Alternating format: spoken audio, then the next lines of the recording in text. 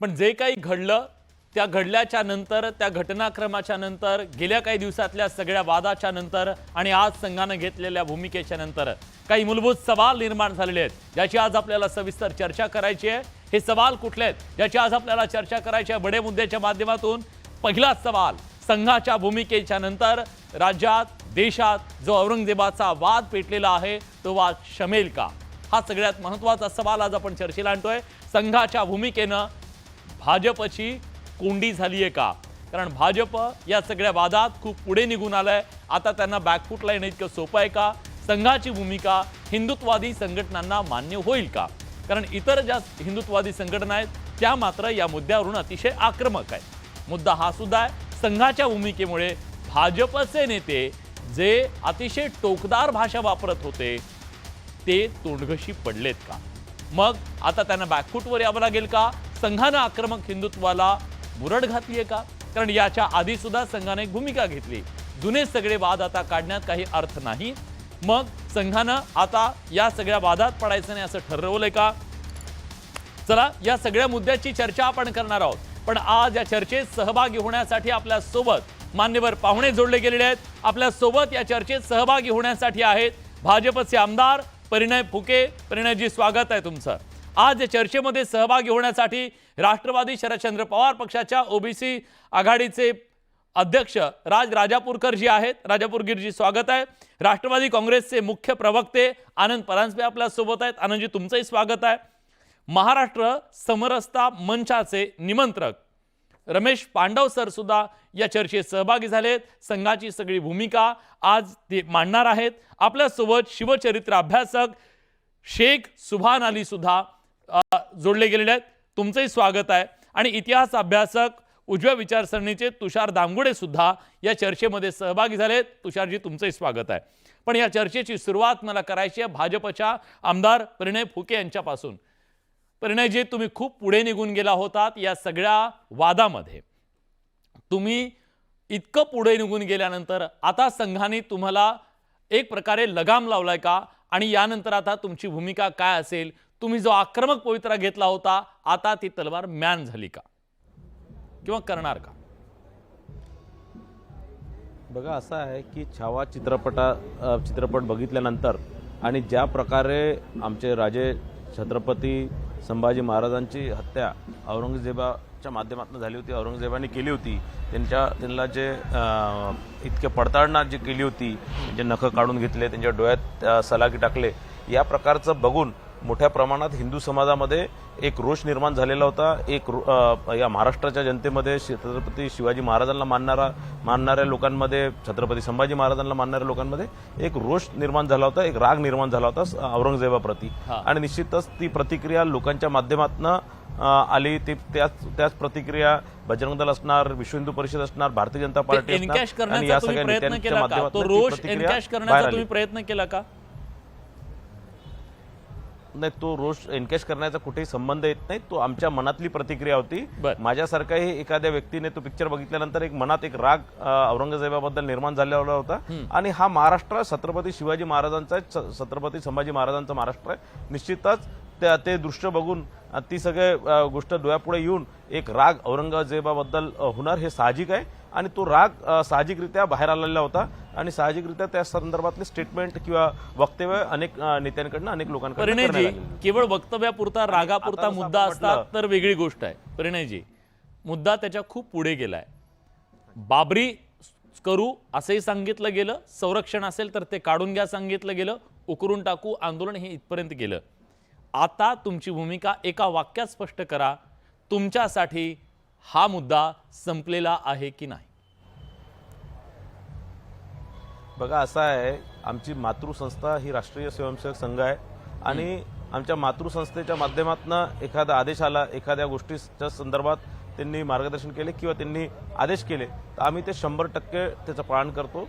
आणि एकदा जर संघाने सांगितलेलं आहे की या संदर्भात कोणतंही पुढील वक्तव्य करायचं नाही किंवा या संदर्भात, तर निश्चितच यानंतर मला असं वाटतं की कोणी या संदर्भातलं कोणतंही वक्तव्य करणार नाही। ठीक आहे, रमेश पांडवजी आता आपल्या सोबत आहेत। पांडव सर, औरंगजेबाला परत जिवंत करण्याची गरज नाही। ठीक आहे, औरंगजेबाला परत जिवंत करण्याची गरज नाहीये। मातृसंस्थेनं दिलेला आदेश शिरसावंद्य असं मानत त्यांनी आता हा वाद एक प्रकारे थांबवला असं म्हणूया. पण रमेश पांडव सर, असं काय झालं अचानक की संघाला असं वाटलं की नाही, हे चूक आहे आणि आता हा सगळा वाद उकरून काढणं योग्य नाही? तुमचं काय मत आहे याच्याबद्दल? माझं मत असं आहे की ती वार्ताहर परिषद वेगळ्याच एका विषयासाठी होती. बरं. त्याचं मी वेगळ्या परिभाषेमध्ये वर्णन करतो. आमंत्रण लग्नाचं होतं आणि वार्ताहर बारशाचे कपडे कुठे आहेत असे विचारत होते. बरं. म्हणून त्या ठिकाणी जे आंबेकरांचं वाक्य आलेलं आहे त्या वाक्याचा अर्थ असा होतो की आत्ता या वार्ताहर परिषदेमध्ये तुम्ही ह्या औरंग्याबद्दल काही विचारू नका, असा त्याचा अर्थ आहे. आणि त्यामुळे मला असं वाटतं की जो नेहमीचा ट्रेंड राहिलेला आहे अर्थ काढायचा, हां. त्या अर्थ काढायच्या ट्रेंडमुळे मला असं वाटतं की फजिती ही त्या वार्ताहरांची होऊ शकते आणि झालेली आहे. असं दिसतं आहे की त्यांनी जे म्हटलं त्याचा आपल्याला पाहिजे तसा अर्थ काढण्याचं जे प्रकरण आहे हे काही पहिल्यांदा संघासंबंधात होत आहे असं नाही. आणि त्यामुळे त्याचा अर्थ तसा होत नाही. आणि त्यामुळे जे काही आंदोलनं चालली आहेत त्याचा जी दिशा आहे, त्याचा दुसरा मुद्दा मला आपल्या समोर ठेवायचा आहे की अबू आझमी काय म्हणतात, फहीम खान काय म्हणतात, ते काय करतात, तिकडे दिशा सगळी वळली पाहिजे. उदयनराजे भोसले काय म्हणतात. माझं तर म्हणणं असं आहे की उदयनराजे भोसले यांनी जे भावना व्यक्त केली आहे किंवा संपूर्ण भोसले कुळाची जी भावना असेल त्याचा आपण आदर केला पाहिजे. आणि म्हणून उदयनराजे भोसले यांच्या नेतृत्वाखाली थेट या कबरीपासून ते मुंबईच्या मंत्रालयापर्यंत मोर्चा मोठा संपूर्ण महाराष्ट्राचा निघाला पाहिजे. कारण ज्या प्रकारचा घटना आता त्याचे काही जर कोणी पुरावे मागितले तर मला त्याच्या संबंधातही जरा शंका घ्यावी लागेल. पण सरळ सरळ गोष्टी समोर येतात.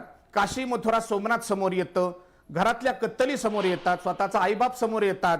दारा शिको हा सुफी संत होता, औरंग्या नाही, हे लक्षात ठेवलं पाहिजे. एक शेवटचं वाक्य बोलतो, जर आमच्या अबू आझमींचा संतच असा असेल किंवा ज्या समाजाचा संत असा असू शकतो औरंग्यासारखा, त्याला सुफी संतच म्हणायला तयार होतात, तर भारत देशातल्या जे केवळ हिंदूच नव्हे तर भारत देशात राहणाऱ्या सगळ्यांच्या भूमिका हा जो परकीय आक्रमकाचा वंश आणि परकीय आक्रमक आहेत त्याच्याबद्दल काय असली पाहिजे. स्वाभाविकपणानं त्याची नामो निशाणी इथे कुठेही असू नये अशा समाजाच्या भावना असतात, त्या आहेत. आणि त्याच्याशी मला असं वाटतं, मी सहमत आहे की कुठेही त्याची नामो निशाणी राहता कामा नये, अशीच भूमिका असली पाहिजे असं मला वाटतं.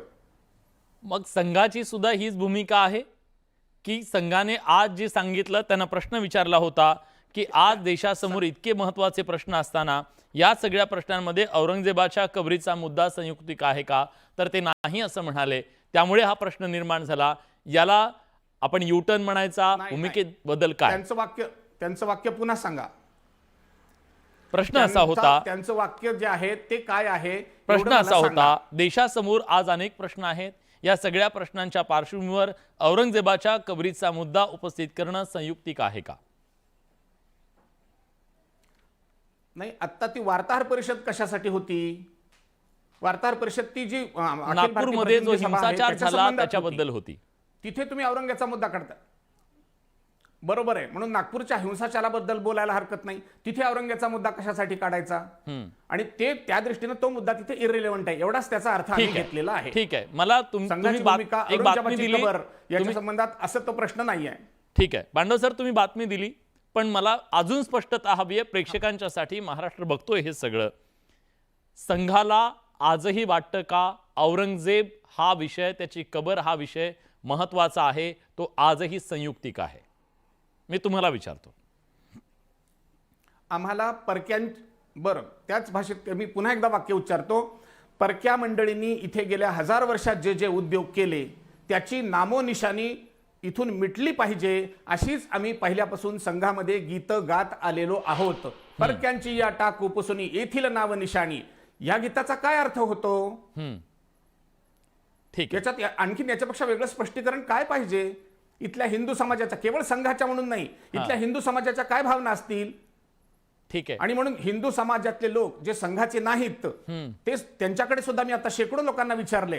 ही ज्या वेळेला माझ्याकडे आता आपल्याकडचं माहिती आली की मला तिथे 8 वाजता टीव्ही चॅनलवर जायचंय, मी शेकडो लोकांना विचारलंय, त्यांच्या प्रतिक्रिया माझ्याजवळ आहेत की इथं संघाचे स्वयंसेवक असोत अथवा नसोत, इथला जो हिंदू समाज आहे पुत्ररूप असणारा हिंदू समाज आहे तो परक्यांच्या तिथल्या निशाण्यांच्या संबंधात काय करेल? ट्रेंड असा झाला आहे की इथली आमची विविध राजे रजवाडे असतील, गडकोट किल्ले असतील किंवा इथले महत्वाचे काय जे परक्यांच्या विरोधात लढणारी मंडळी असतील त्यांच्या स्मारक दुर्लक्षित ठेवायची आणि आपण येऊ त्या चर्चेवर. या ठिकाणची स्मारक आहेत ती रमेश दाखवायची. पांडव सर, निसंकोचपणे असं कसं तुम्ही चालेल? तुमची भूमिका स्पष्ट केली आहे, त्याबद्दल कुठलाही वाद नाही, अगदी म्हणजे स्पष्टपणे तुम्ही सांगितलं.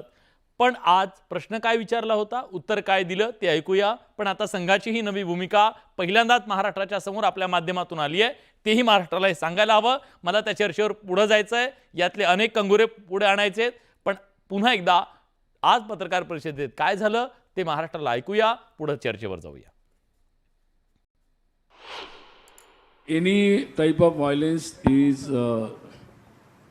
not good to the health of the society, and I think police are have taken the cognizance of it, and so I think they will go into the details, and that's the point. Is Aurangzeb relevant today? Do you think the tomb should be moved? I think not relevant. ठीक आहे, पण रमेश पांडव सरांनी सांगितलं स्पष्टपणे की आजही त्यांची भूमिका तीच आहे. मला वाटतं आता या सगळ्यानंतर परिणय फुकेंना प्रॉब्लेम म्हणजे जास्त अधिक आक्रमक ते होऊ शकतात. परिणयजी, आता मातृसंस्थेची भूमिका वेगळी दिसते, आता काय करायचं? नाही, बघा असं आहे की ज्या प्रकारे बोललं गेलं आणि मी जसं आधीच सांगितलं की या सगळ्या चित्रपटानंतर जे सगळं बघितलं आणि त्यानंतर हिंदू समाजाची भावना तीव्र होती. या महाराष्ट्रामधल्या प्रत्येक छत्रपती शिवाजी महाराजांना मानणाऱ्या वर्गाची भूमिका तीव्र होती आणि निश्चितच तो औरंगजेबाचं अस्तित्व, औरंगाचं अस्तित्व या महाराष्ट्रामधनं हटलं पाहिजे, औरंगाची कबर तिकडनं काढल्या गेली पाहिजे, ही एक भावना, एक साहजिक भावना, ते सगळं दृश्य बघून जी निर्माण होते ती एक साहजिक भावना होती.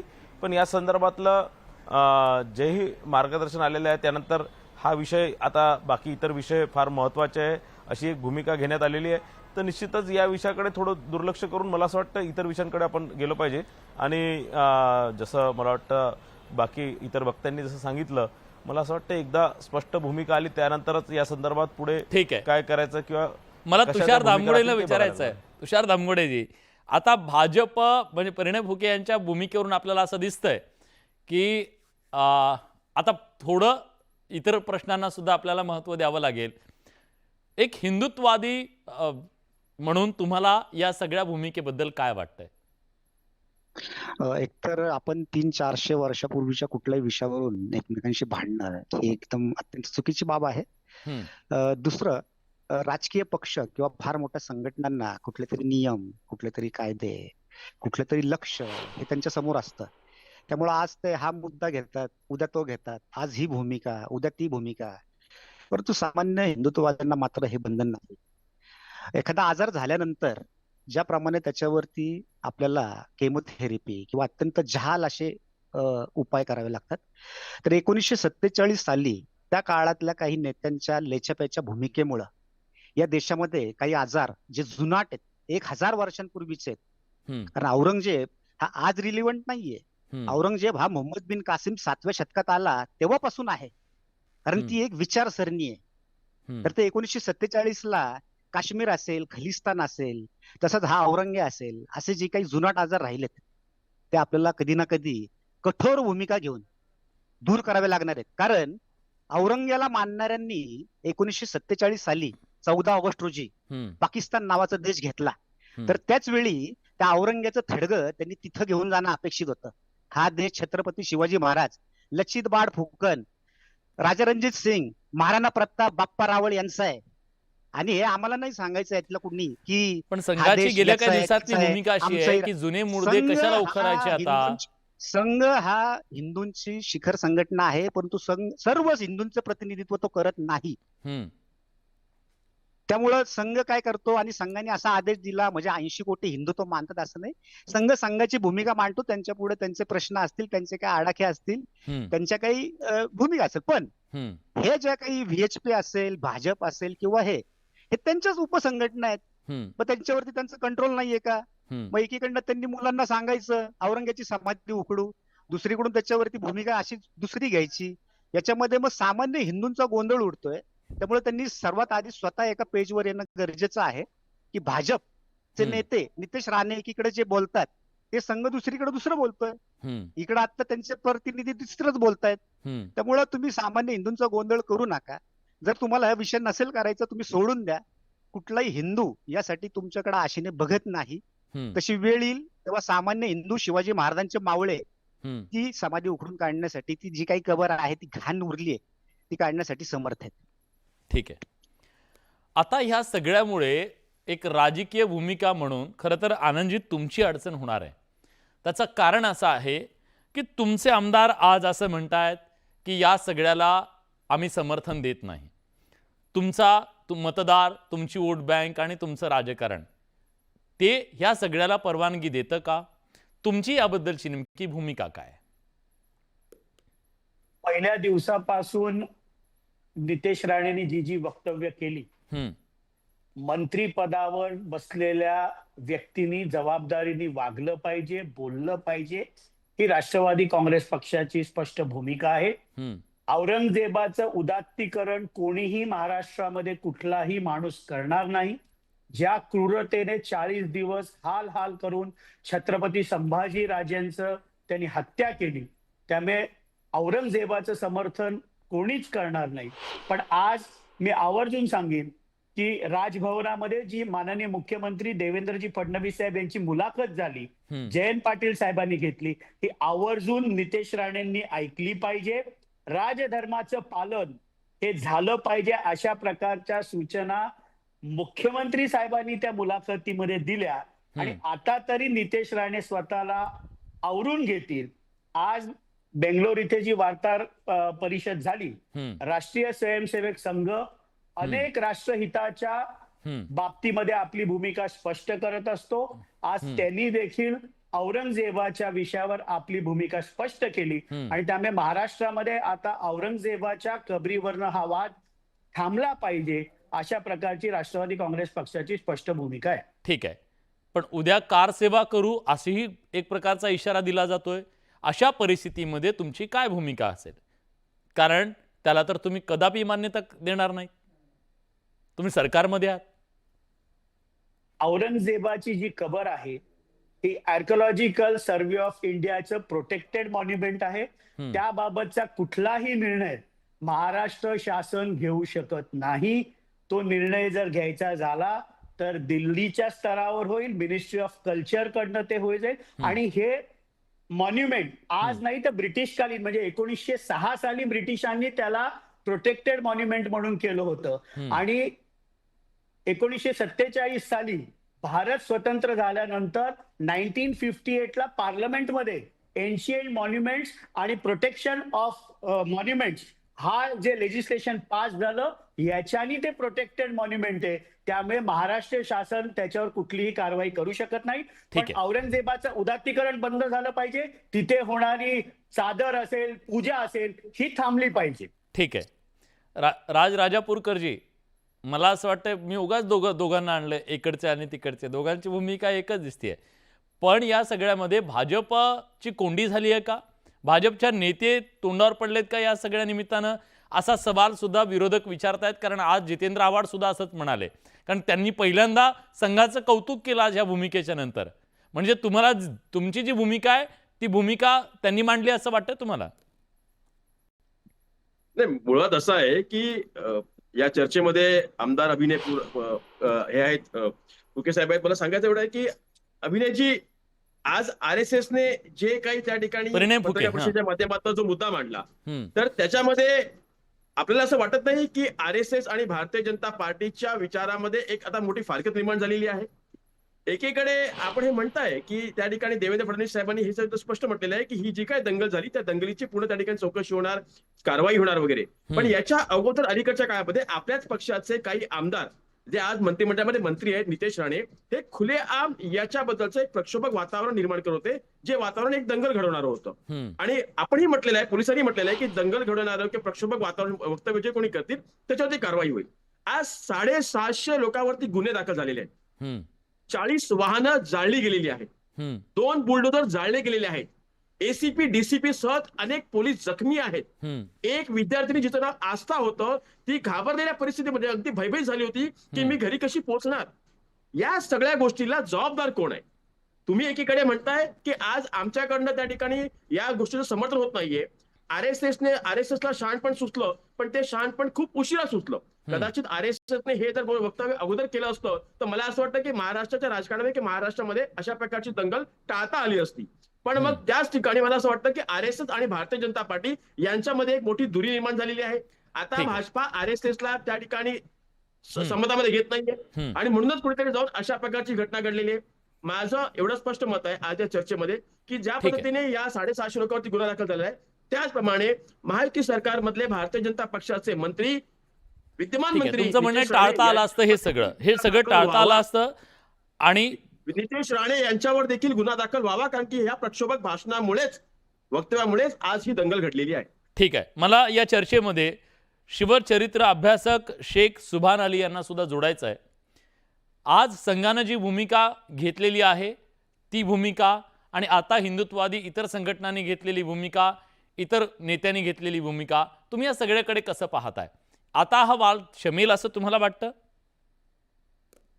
विलास बडेजी, आपण संघाच्या भूमिकेवर बोलण्याआधी महाराष्ट्रातल्या मुस्लिमांचा जो मोगलांशी संबंध जोडला जातो, माझ्या आधी रमेश सरांनी जे बोललेलं आहे, आमदार साहेब जे बोललेलं आहे, मी थोडक्यात तुम्हाला सांगतो की हा प्रश्न महाराष्ट्रातल्या मुस्लिमांना का विचारला जातो की औरंगजेबाचं उदात्तीकरण महाराष्ट्रातले मुस्लिम का करतील. मी थोडक्यात सांगतो, अकबर जो बादशाह आहे मुघल, त्याची पत्नी जोधाबाई जी आहे, त्यांचा विवाह हा पॉलिटिकल करारानुसार झालेला आहे. तो अरेंज मॅरेज आहे, ते लव्ह मॅरेज नाही आहे.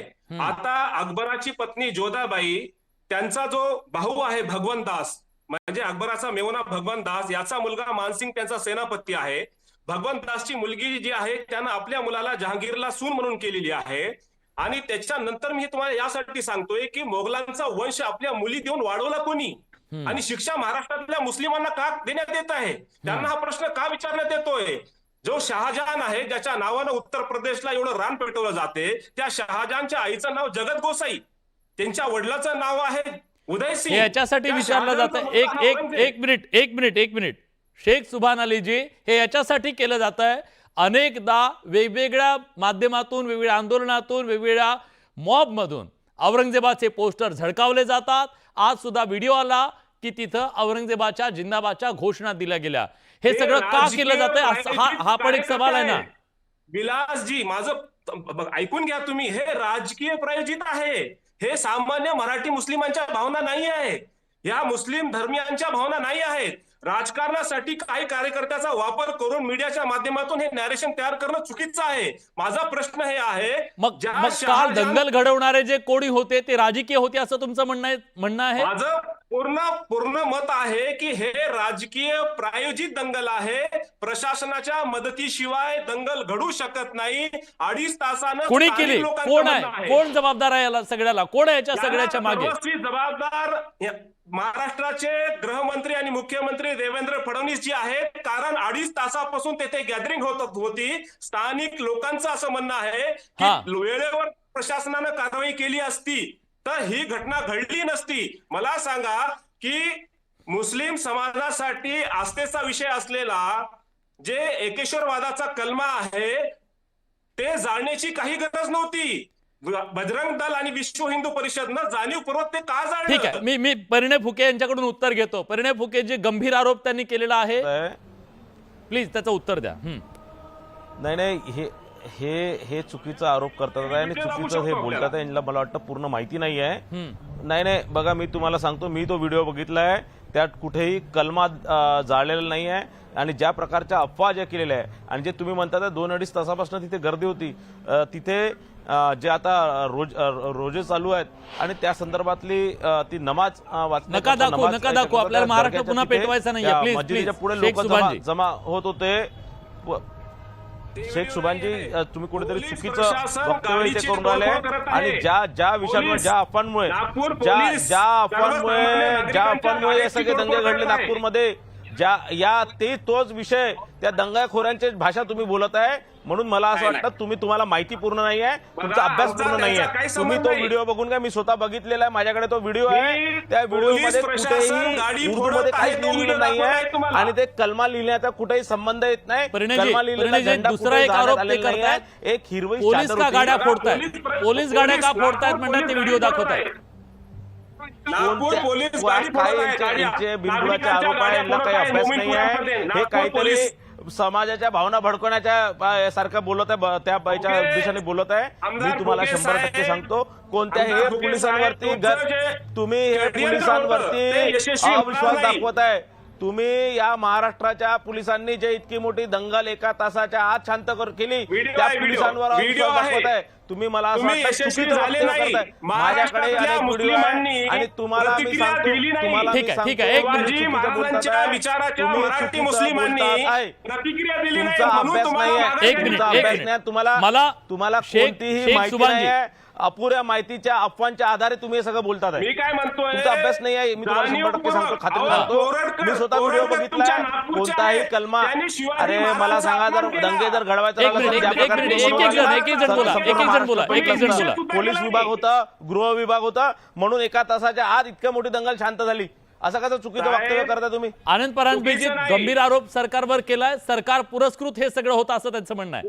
नाही, हे काहीतरी चुकीचं. माननीय मुख्यमंत्री व गृहमंत्री देवेंद्र फडणवीस साहेब यांनी अत्यंत कठोर पावलं उचलून नागपूर पोलिसांनी 1 ते 1.5 तासामध्ये ती दंगल थांबवली. दुपारी 3:30 वाजता, जसा हे आता व्हिडिओ दाखवतायत तसं दुपारी 3:30 वाजता देखील गणेशपेठ पोलीस स्टेशनच्या समोर माणसं जमा होऊन औरंगजेब जिंदाबादच्या देखील घोषणा देत होते. पण त्या राजकारणामध्ये मला जायचं नाही. वातावरणाची बिघडायला सुरुवात झाली. अबू आझमी यांनी जे स्टेटमेंट केलं औरंगजेबाबद्दल, सातत्याने जिथे औरंगजेबाच्या बाजूने स्टेटमेंट करतात, हे देखील महाराष्ट्राचं वातावरण बिघडवण्यासाठी तेवढेच जबाबदार आहेत. सुभान अलीजी, महाराष्ट्र पोलिसांचं, नागपूर पोलिसांचं मनोधैर्य खचेल अशा प्रकारची मजबुरी आहे. सुभान अलीजी, एक मिनिट, आनंदजी मी विचारतो ना, करू नका. शब्द बोलत नाही. एक मिनिट, सुभान अलीजी, एक मिनिट. शब्द बोलू शकत नाही तुम्ही. नाही, सुभान अलीजी, औरंगजेब जिंदाबादच्या घोषणा देणाऱ्यांचा कंडेम तुम्ही केला का? माझी मजबुरी नाही. गल्ली गल्लीमध्ये घुसून मारणारे कोण होते, त्यांचा कंडेम केला का तुम्ही? नाही, मी कंडेम सर्वांचा करतोय. मला हे सांगायचंय, ते मुस्लिम असो की हिंदू असो, हे सरकार प्रायोजित आहे. विलासजी, याचा समाजाशी धर्माशी संबंध नाहीये. याचा लाभ सरळ सरकारला होणार आहे. संतोष भैया देशमुख प्रकरण दाबायचं, परभणीचं प्रकरण दाबायचं. अहो मला सांगा, मूलभूत प्रश्न दाबून तुम्ही हिंदू मुस्लिमवर राजकारण करणार का? ठीक आहे, मी उत्तर घेतो. परिणयजी प्लीज. हे सगळे सुभान अलीजी फार मूर्खपणाचे वक्तव्य करतात आहे. कधी कोणतीही सरकार या प्रकारचं कोणतंही प्रायोजन करत नाही. सरकार स्वतःचं नाव खराब करणार आहे, सरकार स्वतःची लॉ अँड ऑर्डर खराब करणार आहे. आणि याचा काय फायदा होणार आहे सांगा मला? अरे मला सांगा, याचा काय फायदा होणार आहे सरकारला किंवा कुणाला? काय फायदा होणार आहे सांगा मला. काय फायदा होणार? नुकसान होणार आहे त्याने. जर राज्याची कायदा, राज्याची जर कायदा सुव्यवस्था जर अबाधित राहिली तरच हे राज्य शासन चांगल्याने चालू शकतं. तुम्ही या प्रकारचं वक्तव्य करू नका. मोर्चे निघाले तुमच्या समर्थनात. बीडमध्ये संतोष भैया देशमुखाची हत्या करणाऱ्या आरोपीच्या समर्थनात मोर्चे निघाले तुमच्या संरक्षणामध्ये, सरकारच्या. तुम्ही काय सांगता कायदा सुव्यवस्थेच्या गोष्टी? कोणाच्या संरक्षणामध्ये वगैरे नाही. ते कुणालाही प्रत्येक या देशात प्रत्येकाला मोर्चे आंदोलन करायची मुभा आहे. प्रत्येक या संविधानाने सगळ्याला अधिकार दिलाय. अहो साहेब, त्या संविधानाच्या अधिकाराच्या अंतर्गत ते सगळे मोर्चे आणि आंदोलन करतात. त्याला कोणी विषांतर होते, मला विषय सोडून बोलायचं नाही. ठीक आहे, माझा एवढाच प्रश्न आहे, महाराष्ट्रातल्या मुस्लिमांचा मोगलाशी काही संबंध नाही. ज्यांनी मोगलांची चाकरी केली, मोगलाशी रोटीबेटी व्यवहार केला, त्यांचा वंश वाढवला, ते उदात्तीकरण करतील. ठीक आहे, मी तुषारजी बोला. माझा थोर शिवचरित्रकार सुभान अली यांना एक प्रश्न आहे की ज्यांनी हिंदूंची देवळं तोडली, ज्यांनी हिंदूंच्या देवळांमध्ये गायी कापल्या, ते औरंगजेब आणि अफजल खान हे नरकात जाणार का स्वर्गात जाणार हे त्यांनी सांगावं. बघा, मी तुम्हाला सांगतो, त्यांनी निष्पापाची हत्या केली. ते नरकात जाणार आहे. माझा प्रश्न तुम्हाला आहे, नितेश राणे म्हणतात की शिवाजी महाराजांचा लढा इस्लाम विरोधी होता, तर मला सांगा की अफजल खानासोबत कृष्णा भास्कर कुलकर्णी हा ब्राह्मण इस्लामच्या सोबत होता का? हिंदू धर्माच्या विरोधात दिलेर खान, मिर्झा राजेश जयसिंग यांनी जेव्हा शिवाजी महाराजांवर आक्रमण केलं, पुण्याच्या 400 पुरोहितांनी कोटी चंडी यज्ञ केलं, ते इस्लामच्या समर्थनात आणि हिंदू धर्माचा नाश व्हावून केला का? अकबराच्या खबर इथं या महाराष्ट्रामध्ये नाहीये. औरंगजेबाची कशी काय? होते का? अहो, आम्ही मदारी मेहतरचे वंशज आहे, आम्हाला तुम्ही प्रश्न करू नका. नाचक्की तुमची होईल. ज्यांचे वंशज मोगलांच्या सेवेत होते ना, मादारी मेहतर नावाचं कोणी नाहीये, ते काही सांगू नका आम्हाला. मादारी मेहतर कोण? मादारी मेहतर बितर कोण नाहीये. अहो, तुमची अडचणच ही आहे ना. कृष्णा कुलकर्णी होता की नाही? अण्णाजी अहो त्याची होता कबर की आहे का? नाही? अहो कृष्ण कुलकर्णीची कबर आहे का? आणि त्याच्या तो कबरीवर इस्लाम कोण जातं धर्माच्या का? समर्थनात हिंदू धर्माच्या विरोधात होता का? औरंगजेबाच्या कबरीवर जाणारे काय चंद्रावरून येतात का? नितेश राणेला सांगा, तुम्ही इथं आम्हाला चंडी उलटं कोटी बोलायला आले का? कोणत्या नाही धर्माच्या समर्थनात? मला वाटतं की विषयांतर होतंय, हे विषयांतर होतंय. नाही साहेब, मला सांगा, मराठी मुस्लिमांनी किती दिवस सहन करायचं? औरंगजेबाच्या हे कष्टात किती काय विधार्थी मला इस्रायली सांगा. ठेवतो का? अमेरिकन काय ठेवतो? संबंध आहे? अहो, 600 वर्ष कोणी सेवा केली मुघलांची? कोणी तुम्ही वरनं एवढं घेतली? सांगा, कोणी बाजूने घेतल्या? औरंगजेब कोणी बक्षीस महाराज घेतले? हरामखोर कोणी आहे. बाजूने व्यवहार केला? एक मराठी मुसलमान होता का नवरत्नामध्ये? एक मराठी मुसलमान होता त्यांच्याकडे? ते काय खोटं नका सांगू आम्हाला. ते खोटं हे इतिहास नका सांगा ना. सांगू आम्हाला. ठीक मला आहे. हे सांगा. मी दोघांनाही साहेब, थांबवतोय. आपण इतिहासाची अशी कितीतरी पानं काढत बसलो तर आपल्याला किती तास आपण त्याच्याबद्दल चर्चा करू शकतो आणि आरोप प्रत्यारोप करू शकतो. रमेश पांडवजी, खरं तर संघ गेल्या काही दिवसामध्ये सातत्यानं हे सांगतोय की जुन्या सगळ्या गोष्टी जर आपण उकरत बसलो तर त्याच्यातनं काही साध्य होणार नाहीये. राम मंदिराच्या बद्दल नंतरची ती प्रतिक्रिया होती, सुप्रीम कोर्ट सुद्धा त्याच्याबद्दल तसं म्हणालेलं आहे. या सगळ्यानंतर एक प्रश्न विचारला जातोय की राष्ट्रीय स्वयंसेवक संघ याने आक्रमक हिंदुत्वाला काहीशी मुरड घातली आहे का? नाही, मला पहिल्यांदा एकदा आत्ताचे जे इतिहास संशोधक आहेत त्यांच्यावर कॉमेंट करायची आहे की तुमचा जो हा आक्रस्ताळेपणा आहे तो आता एकदा केव्हा तरी कमी करा. हा तर पहिला भाग झाला. दुसरा भाग झाला तो मराठी मुस्लिम त्यांच्यावर हा हल्ला नाहीये. हा हल्ला आहे अबू आझमी आणि तिथला फहीम खान याच्या संबंधात चाललेला आहे. आणि तिसरी गोष्ट अशी की कोणत्याही स्वरूपामध्ये तुम्ही त्या नागपूरच्या दंगलीचं समर्थन करू शकत नाही. नागपूरची जी दंगल आहे ती सरळ सरळ दिसते, त्यात माणसं पकडली आहेत, पोलीस भूमिका घेत आहेत.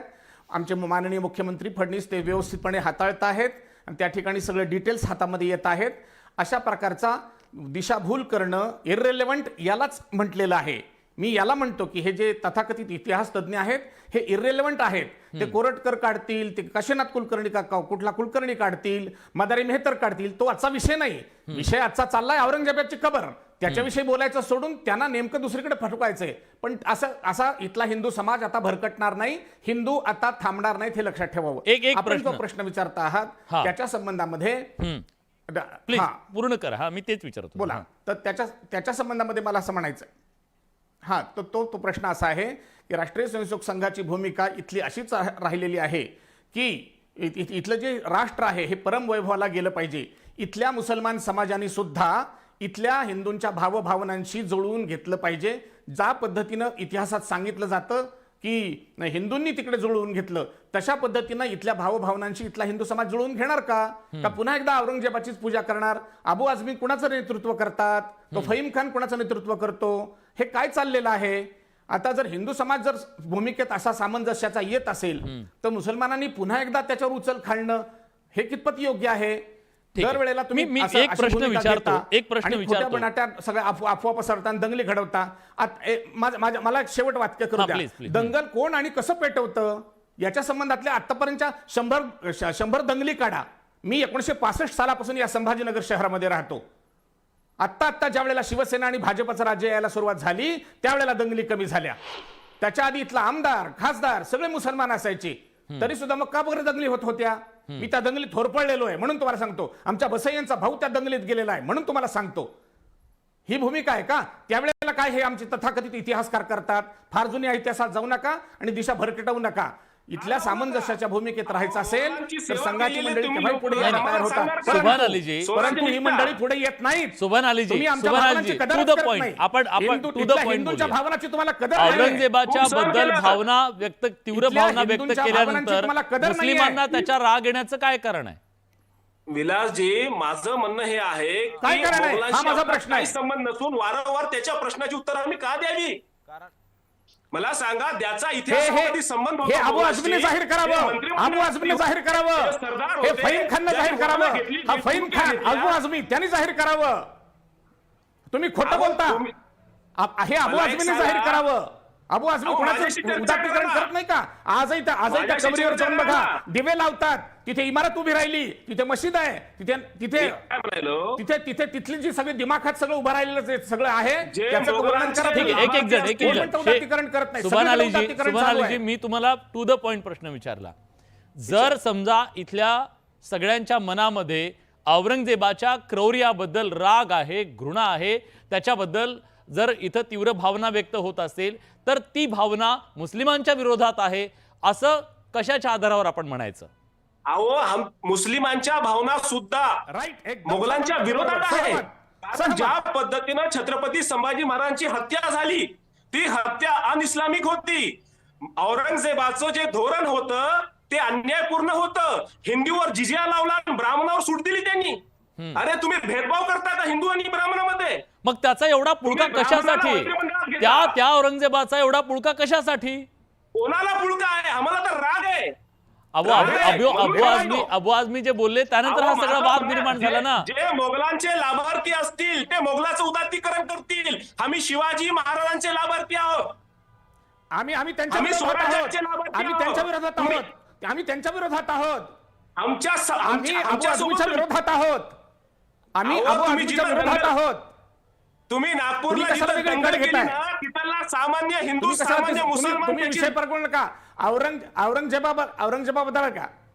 औरंगजेबाबद्दल बोला आणि त्याच्या विरोधात बोला. आम्ही अबू आझमीच्या विरोधात बोला, तुम्हाला कोणी काही म्हणलंच औरंगजेबाबद्दल. नाहीये. तुम्ही कशाला इकडचे तिकडचे कशाला मुद्दे काढताय? अहो, तुम्ही आम्ही इकडचे काय तिकडचे मुद्दे म्हणतोय, काढून भरकटवू आमचा नका. मोगलाशी इथं काही औरंगजेबाच्या संबंध कबरीबद्दल नाही. चाललंय, औरंगजेबाबद्दल चाललंय. बघा, मुस्लिम व्हेरी धर्माचा राईट, समाजी हे सगळ्या पुरुषी काही मुसलमानांना म्हणू संबंध द्या. नाही, हे लक्षात ठेवा. जाहीर करा. रमेशजी, मशिदीमध्ये हे जाहीर करा. सगळ्या मशिदीमध्ये जाहीर करा. सगळ्या मशिदीमध्ये हे जाहीर करा की आमचा मुघलांशी काही संबंध नाही. मग विषय मिटतो. अबू आझमी मला तसं हे बोलत नाही. सांगा, ठीक आहे तुम्ही रमेशजी, मी जाहीर विचारतो साहेब, तुम्ही जाहीर करा. गोळवळकरशी तुमचा संबंध नाही, कारण गोळवळकरनं बंच ऑफ थॉट मध्ये छत्रपती संभाजी महाराजची बदनामी भरकटवू केली. नका. निषेध करा. भरकटवू नका. भरकटवू तुम्ही नका. जरा खरे भरकटवू असताना नका. तुम्ही- भरकटवू नका. तुम्ही खरे भरकटवू शिवाजी नका. महाराजांचे आदर्श भरकटवू संत नका. करा, निषेध भरकटवू गोळवळकरचा. नका. गोळवळकरचा काय बोलताय निषेध तुम्ही? करा. म्हणा मुर्दाबाद गोळवळकर, म्हणा की तुम्ही. हा, याला भरकटवणं म्हणतात. नाही, हे नाही, नाही. इररिलेव्हंट आहे. हे एक इररिलेव्हंट मिनिट, आहे. या हे irrelevant आहे. नाही या सगळ्यातनं हे आपण काय irrelevant साधणार आहे. आहोत? या सगळ्यातनं आपण काय साधणार आहोत? या सगळ्यातनं आपण काय साधणार आहोत? काय साधणार आहे तुम्ही? शिवाजी महाराज जिंदाबाद. अबू आझमी बद्दल बोला. अबू आझमी बद्दल बोला. जाहीर अहो, करा मला सगळ्या सांगा. मशिदीत. मुघलांशी काही संबंध तुम्ही नाही. मी दोघांनाही मुघलांशी थांबवतो. संबंध मी नाही. दोघांनाही गबाळ थांबवतो. ठेवायची कशाला? खरं तर आता संघानं घेतलेल्या या भूमिकेच्या नंतर हा सगळा वाद शमेल का, हा मुद्दा आहे. राजापूरकरजी, शेवटची तुमची कमेंट घेतो प्लीज. नितेश राणे, परिणयजी, तुमच्याकडे नितेश राणे का दुर्लक्ष होतात?